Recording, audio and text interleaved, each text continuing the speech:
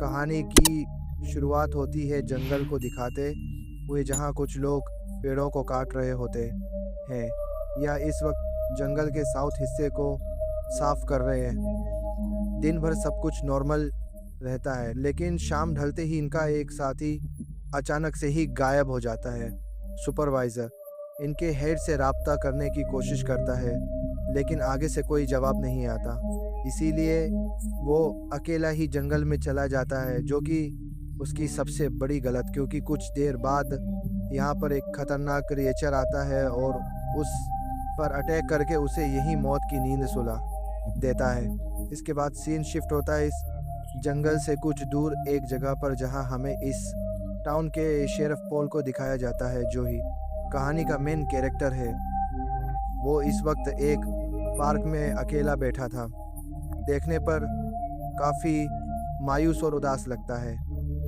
फिर हम घोड़ों के मालिक एक आदमी को देखते हैं जिसके पास 13 घोड़े, लेकिन इस वक्त वहाँ सिर्फ 12 थे। एक गोजा गायब था। अपने उस एक घोड़े को ढूंढने के लिए वह आदमी पॉल और उसके साथी, जो भी डिटेक्टिव था, उसकी मदद लेता है। पॉल के इस साथी का नाम डोनी होता है। इन्वेस्टिगेशन के दौरान यह दोनों अंदाज़ा लगाते हैं कि शायद घोड़ा गेट खुला हुआ देखकर भाग निकल गया होगा, इसीलिए वो इस केस को हल्के में लेते हुए यहाँ से निकल जाते हैं। पॉल यहाँ से सीधा अपने बेटे के पास जाता। पॉल की वाइफ किसी वजह से उससे अलग अपनी मॉम के घर रहा करती। यहाँ पॉल अपने बेटे को अपने घर ले जाता है और रात का खाना बनाने लगता है।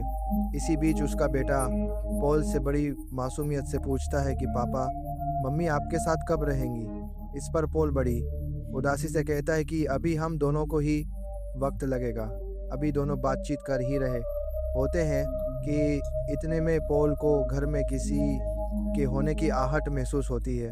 पॉल जब चेक करने जाता है तो वहाँ कोई भी नहीं होता। यह देखकर वो बेफिक्र होकर अपने बेटे को सुला देता है और खुद भी सोने चला जाता। अगली सुबह जब टोनी पॉल के घर आता है तो उसने देखा कि बाहर किसी जानवर के पैरों के निशान बने हुए हैं। यह देखकर पॉल भी काफ़ी कंफ्यूज हो जाता है। जब दोनों उन पैरों के निशानों का पीछा करते हैं तो वो निशान पूरे रोड पर बने हुए हैं और सीधा जंगल की तरफ जाते हैं। ये दोनों जब जंगल में गए तो इन्हें वहाँ भी कुछ अजीबोगरीब निशान मिलते हैं। पॉल इस बारे में फॉरेस्ट डिपार्टमेंट से पूछता है, यानी जो जंगल की निगरानी करते हैं। फॉरेस्ट डिपार्टमेंट के लोग उसे बताते हैं कि ना वो इस जानवर के बारे में कुछ जानते हैं और ना ही उन्होंने इस बारे कभी कुछ सुना है। ही पैरों के निशान एक मिस्ट्री बन जाती जिसका कोई हल और वजह नहीं मिल रही थी, जिस वजह से टाउन के लोग डरने लगते हैं और इस जानवर के बारे में जानने की बहुत कोशिश करता है, लेकिन उसके हाथ कुछ नहीं लगता। आखिर में वो टाउन वालों को यह कहकर उनका डर ख़त्म कर देता है कि ये सिर्फ एक मजाक था। इसके बाद हम देखते हैं कि पॉल चर्च के फादर से बात कर रहा होता है। फादर उसे बताते हैं कि मेरा डॉग अचानक कहीं गायब हो गया है, यानी दूसरे किसी जानवर के लापता होने की खबर थी। इसीलिए फादर उसके गायब होने की रिपोर्ट लिखवा रहे होते। दूसरी तरफ हम को देखते हैं जो इस वक्त पॉल के कैबिन में था। डोनी पॉल के ड्रॉर से एक बच्चे की फ़ोटो निकालता है और उसे बड़े गौर से देखने लगता है। यह बच्चा दरअसल पॉल का ही था, जिस बारे में उसने डोनी को कभी नहीं बताया। जब पॉल स्टोर से सामान खरीदने जाता है तो स्टोर की मालिक पॉल से टाउन में आए जानवर के बारे में सवाल करती है। तभी दूसरा स्टोर का वर्कर बीच में पॉल पड़ता है कि उसके दादाजी ने बताया था कि इस जंगल तो खौफनाक, जिससे हमें खतरा हो में कुछ सकता है, लेकिन पॉल को उसकी किसी भी बात पर यकीन नहीं होता। उसने यह भी कहा कि आप लोग कैसे पुलिस वाले हो जो अभी तक उस जानवर को पकड़ नहीं पाए। ऐसी और भी कई सारी बातें वो पॉल को सुना के रख देता है, जिससे वो काफ़ी गुस्से में आ गया। पॉल भी उसे खरी खोटी सुनाकर वहां से निकल जाता है। बाहर पॉल की एक शिकारी से मुलाकात होती है। वो बताता है कि पहले इस जंगल में बहुत ज़्यादा तादाद में हिरन रहा करती, लेकिन अब दूर दूर तक कभी कोई हिरन नजर आया ही नहीं। ऐसा लगता है जैसे सारे हिरन कहीं गायब हो गई। ना सिर्फ हिरन बल्कि जंगल के सारे जानवर ही। शिकारी की बात सुनकर पॉल को भी कुछ ठीक नहीं लगता और वो अपने बेटे को लेने के लिए वाइफ के घर चला जाता है। उसकी वाइफ पॉल को बताती है कि जब मैं और हमारा बेटा पार्क में गई तो वहाँ सब बच्चे यही बात कह रहे थे कि डीमन मॉन्स्टर आ गया है और वो पैरों के निशान भी उसी के हैं। इस बात से पॉल काफ़ी ज़्यादा डर गया। यहाँ इन दोनों की बातों से हमें यह भी पता चलता है कि वो 6 महीने पहले ही अलग हो गई थी और इसके पीछे वजह भी बहुत बड़ी। इनकी बात जैसे ही पूरी हुई उसकी वाइफ बेटे को पॉल के साथ भेज देती। जब ये दोनों रास्ते में होते हैं तो उनकी कार के सामने एक अजीब खतरनाक सा जानवर आ जाता है और उन्हें देखकर जल्दी से जंगल की तरफ भाग जाता है। पॉल इस अजीब जानवर को देखने के लिए कार से निकलने का फैसला करता है और उसके बेटे की हिफाजत के लिए वो उसे कार के अंदर ही रुकने का हुक्म देता है। जब पॉल जंगल के अंदर जाता है तो उसे यहाँ घोड़ों के मालिक के उस लापता घोड़े के गले का बस बैंड मिलता है, जिससे पॉल ने अंदाज़ा लगा लिया कि हो ना हो उस घोड़े को इस मॉन्स्टर क्रिएचर ने ही मार के खा लिया होगा और फादर के डॉग को भी उसने ही मारा होगा। लेकिन फ़िलहाल वो जानवर उसे कहीं दिखाई नहीं दे रहा था क्योंकि वो दूर भाग गया होता है। इसीलिए पॉल वापस अपनी कार की तरफ आने लगता है, लेकिन जब ये कार में देखता है तो उसका बेटा वहाँ नहीं होता। यह देखकर पॉल के होश उड़ जाते हैं। वो अपने बेटे को काफ़ी आवाज़ देता है लेकिन कोई भी जवाब नहीं आता, जिससे उसकी बेचैनी और बढ़ गई। तभी उसकी नज़र अपने घोड़े पर जाती है और जब वह चेक करने अंदर आया तो उसका बेटा घर के अंदर ही था। उसे देखकर पॉल की जान में जान आई। वो अपने बेटे से मिलकर कहता है थैंक गॉड कि ठीक है। वहीं दूसरी तरफ हम डोनी को देखते हैं जो कि शिकारी के बारे में आया हुआ है। वो डोनी को पीने के लिए ड्रिंक देता है और दोनों बात करने लगते हैं। शिकारी उसे जंगल से जुड़ी एक कहानी सुनाता है जो उसकी दादी ने उसे बताई। शिकारी का कहना था कि माना जाता है कि इस जंगल में आत्माएं रहती हैं। साथ ही एक लड़के के बारे में भी बताता है जो कुछ टाइम पहले अचानक कहीं गायब हो गया और जब उसे जंगल में ढूंढा गया तो वह 30 फुट ऊपर पेड़ पर लटका हुआ मिला था, जिसकी हालत बहुत बुरी थी। जाहिर है यह काम किसी इंसान का तो हो नहीं सकता, इसलिए सबका मानना है कि जंगल में कोई डीमन मॉन्स्टर रहता है जो ही इंसानों और जानवर को आए दिन अपना शिकार बना लेता है। ये बातें डोनी के दिल में डर पैदा कर देती है। जाहिर है वो भी यहीं के रहने वाली थी तो उसकी घबराहट बढ़ जाती है। अगले दिन पॉल और उसकी वाइफ अपने बेटे के स्कूल जाते हैं और उसकी प्रिंसिपल मीटिंग करते हैं। प्रिंसिपल उसकी शिकायत करती है क्योंकि उसने गलत लफ्ज़ का इस्तेमाल किया था। साथ ही वह यह भी बताती है कि जब भी उनका बेटा अपने भाई का जिक्र करता है तो उसकी बातों से लगता है जैसे वो अभी भी जिंदा हो, जबकि उसका भाई कुछ वक्त पहले ही मर गया था। वही भाई जिसकी तस्वीर डोनी को पॉल के इससे मिली। इस बात को ड्रा लेकर पॉल की वाइफ और प्रिंसिपल के बीच बहस हो जाती है, जिसके बाद वो दोनों वहाँ से निकल जाते हैं। पॉल जब एक रास्ते से गुजर रहा था तो उसे अपने बेटे की कब्र दिखाई देती है, जिसे देखकर वो थोड़ा दुखी हो जाता है और फिर उससे दूसरी साइड डोनी खड़ा हुआ दिखाई देता है जो पॉल को देखकर उसके पास आता है।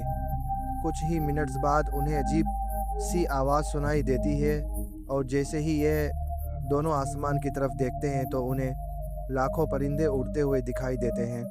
उन्हें देखकर ये दोनों काफ़ी घबरा जाते हैं और डोनी को बताता है कि शिकारी का कहना था कि जंगल की दुनिया ख़त्म हो गई है और ये देखकर तो जाहिर भी हो रहा है। इसका मतलब ये है कि वो सारे परिंदे भी जंगल छोड़कर भाग रहे हैं। लेकिन मसला यह है कि उन परिंदों को साउथ एरिया में जाना था, लेकिन वो गलत रास्ते पर जा रहे थे, जिससे इन्हें कुछ अजीब चीज़ होने की भनक लगती है। पॉल की बात सुनकर डॉनी भी उसे शिकारी के साथ की गई बातचीत के बारे में बताता है और जब यह जंगल में मिली लड़के की लाश के बारे बताता है तो पॉल इसे एक कत्ल का केस कहकर टाल देता है, क्योंकि उसका इन क्रिएचर्स वगैरह पर कोई यकीन नहीं था। इसके बाद रात में हम डोनी और पॉल की वाइफ को देखते हैं। डोनी ने उसकी कार ठीक की। बातों के दौरान वो उसे अपने पुलिस ऑफिसर बनने की कहानी सुनाता है। यहाँ पॉल की वाइफ भी अपने माजी के बारे में बताती है। कहती है, जब मैं अपने बेटे के साथ अपनी मॉम के घर गई थी तो पीछे से मेरा दूसरा बेटा और पॉल घर पर अकेले। जिस बीच हमारा वो बेटा स्विमिंग पूल के पास पहुंच गया और अनजाने में पानी में डूबने की वजह से उसकी मौत हो गई। मैंने पॉल से यही समझकर दूरी बना ली कि वो अपने बच्चों का ख्याल रखने वाला जिम्मेदार बाप नहीं। इसी रात पॉल को घोड़ों के मालिक की कॉल आई, इसीलिए वह टोनी के साथ उस आदमी के पास चला जाता है। आदमी काफ़ी घबराया हुआ था। वह उन्हें बताता है कि कल रात मेरे दरवाजे को ज़ोर ज़ोर से कोई पीट रहा था। उसकी आहट किसी इंसान जैसी तो बिल्कुल भी नहीं लग रही। इसीलिए अब वो पॉल और डोनी को कहता है कि मेरे साथ उस आदमी या चीज़ वो जो भी है उसे मिलकर ढूंढे। लेकिन पॉल इसे बच्चों की शरारत बताकर टाल देता है। लेकिन तभी उसे शेड में एक तेज आवाज़ आती है। पॉल अकेला ही शेड के अंदर चला गया तो उसे कोई अजीब सा क्रिएचर नज़र आता है जो पहले भी जंगल में उससे भाग गया।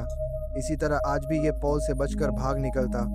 अगली सुबह पॉल और डोनी दोनों फिर से शिकारी के बारे में जहाँ उन्हें क्रिएचर के पैरों के निशान फिर से मिले। पॉल उन पैरों के निशाना को सबूत मानकर उनके बारे में जानने की कोशिश करता है, क्योंकि आज तक ऐसा कोई भी क्रिएचर नहीं देखा गया था। फिर पॉल जब अपनी फैमिली के साथ होता है तो उनका बेटा कहने लगा कि मैं आप दोनों के साथ रहना चाहता हूँ। इस पर पॉल उसे थोड़ा और वक्त इंतज़ार करने के लिए कहता है। रात में जब पॉल अपने घर जा रहा होता है तो उसे रास्ते में एक मरा हुआ हिरन नज़र आया। पॉल गाड़ी से उतरकर जब उसे चेक करता है तो तब एक खतरनाक सा क्रिएचर आकर उस पर हमला कर देता है, जिससे वह नीचे गिर गया। लेकिन खुशकिस्मती से उसे चोट नहीं लगती। लेकिन अब जल्दी से वो गाड़ी में बैठकर घर आ जाता है। अगले दिन हम पॉल और डोनी को फिर से बार में एक साथ देखते हैं। पॉल कभी रात हुए हादसे के बारे में बताता है। उसका कहना था कि पहले क्रिएचर सिर्फ एक कहानी की तरह लगती, लेकिन जब उस अटैक हुआ तो उसे भी क्रिएचर की मौजूदगी का एहसास हो गया है कि हाँ, वो सच में पाए जाते हैं। यहाँ इनकी मुलाकात स्टोर के वर्कर से भी हुई, जो उन्हें बुजिदिल कहकर फिर से चिढ़ाने लगता है। अगली सुबह 3 शिकारी जंगल में जाते हैं ताकि जानवरों को अपना शिकार बना सके।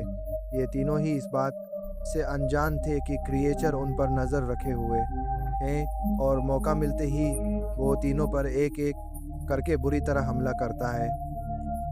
पॉल जंगल के रास्ते से ही गुजरता है और अचानक उसे अपने बेटे की याद आने लगी। वो अजीब तरह का बर्ताव करते हुए अपने बेटे को आवाज़ लगाने लगता है। पॉल की आवाज़ सुनकर एक शिकारी उसके पास आ गया जो काफ़ी ज़ख्मी था। पॉल उसकी मदद करने के लिए उसे अपने साथ ले है और पूछताछ करता है। शिकारी जंगल में जो कुछ भी हुआ सब बता देता है। ये सुनकर पॉल को भी समझ आ गई थी कि जंगल काफ़ी खतरनाक बन चुका है और जो भी क्रिएचर वहाँ है वो बहुत चालाक और ख़तरनाक है। इतने में ही शिकारी जो उनका साथी था पॉल को कॉल करके जल्दी से जंगल में आने को कहता है।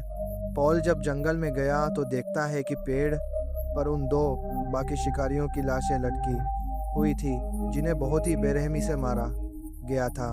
यह देखकर पॉल सबको जंगल से निकलने का ऑर्डर देता है और ख़ुद फॉरेस्ट डिपार्टमेंट टीम को यहाँ पहुँचने को कहता है। शाम का मौसम बर्फीला हो गया, जिसकी वजह से टाउन के सब लोग अपने अपने घरों में ही रुक जाते हैं और पूरा टाउन सुनसान हो जाता है। टोनी जब पॉल से मिलने उसके घर आया तो पॉल उसे एक रिपोर्ट दिखाता है और बताता है कि एक टीम गायब हो गई। दरअसल ये वही लकड़ी काटने वाले लोग थे जिन्हें फिल्म की शुरुआत में दिखाया गया। पॉल के मुताबिक जंगल साफ करने की वजह से क्रिएचर्स वहाँ से आज़ाद हो गए हैं।